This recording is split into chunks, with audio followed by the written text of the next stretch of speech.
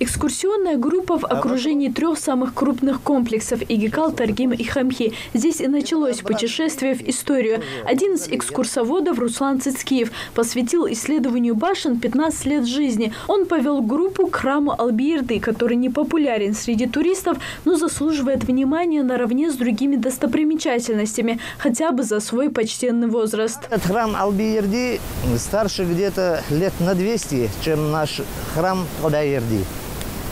Где-то ориентировочно 7-8 век этому храму. А в Игикале гида перебивает сильный ветер, пение птиц и вопросы детей. Ответы на них в глазах ребят придают башням особый смысл. Теперь это не просто груда камней, по которым можно лазить и вырисовывать свое имя. Это места, где люди много веков назад укрывались от врагов и холода. Очень удивительно, что люди могли так построить башни сами, без своими руками. Несмотря на внешнюю неприступность, башни очень чувствительны. Время беспощадно даже к ним. Множество объектов полуруинированы или руинированы полностью, без возможности восстановления. Степень сохранности, скажем так, очень разная. Некогда в селении было 4 боевых башни, из них полностью сохранилась лишь 1. Экскурсоводы подробно объясняют ребятам, что такое склеповые могильники, каким образом хоронили людей, для чего накладывали петроглифы и строили навесные балконы. Ну и самое простое, как отличить жилые башни от боевых и полубоевых. Впрочем, маленькая Рабия теперь их классифицирует немного по-своему. Показали разные башни.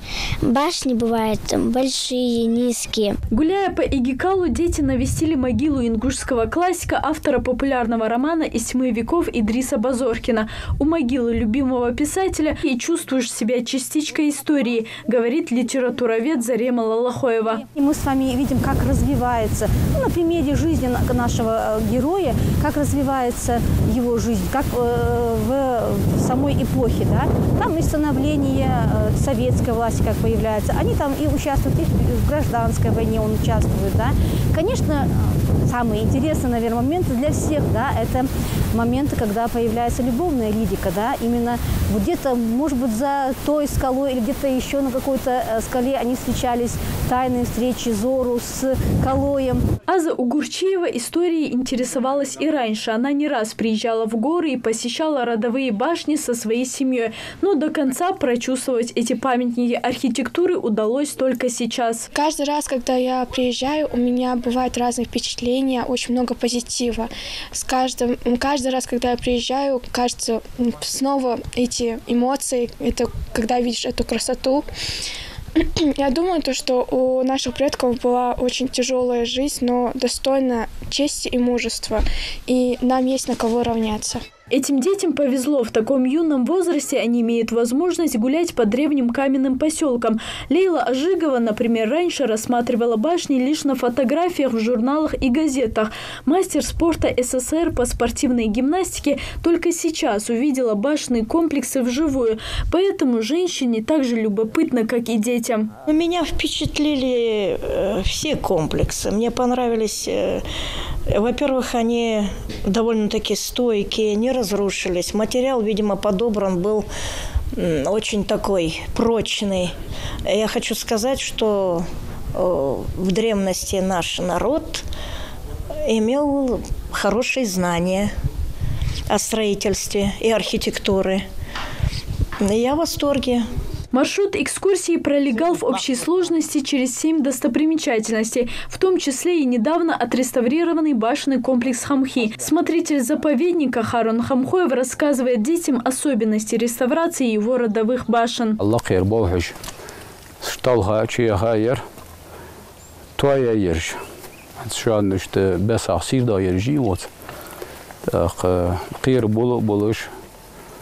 يأخذ نكر مارقلة ثانية يمتيج يخ تات خير سمتيج يشتري وحل زراعة وقارع قان شارع ثاني خديك كي غير شير داي В течение весенне-летнего периода сотрудники Джараско-Асинского музея-заповедника планируют провести около 10 обзорных экскурсий для школьников разных возрастов. У нас будет заключаться с Министерством образования о содействии, чтобы мы вывозили детей. Это чаще более детям будет интересно с 5 по 11 классы.